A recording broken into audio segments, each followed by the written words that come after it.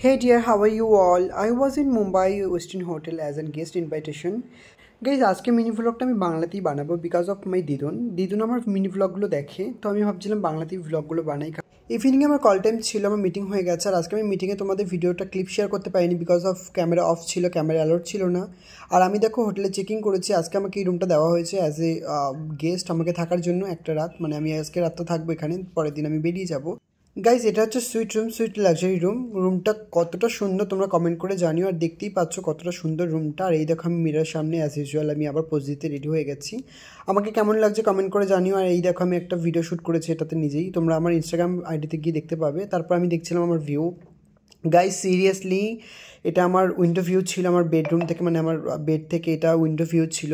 সত্যি কথা মানে মুম্বাই সিরিয়াসলি এত বড় বড় বিল্ডিং আর এত ভালো ভিউ, আমার তো খুব ভালো লাগে মুম্বাইতে থাকতে। আর আমি মুম্বাই এখন প্রেমে পড়ে গেছি।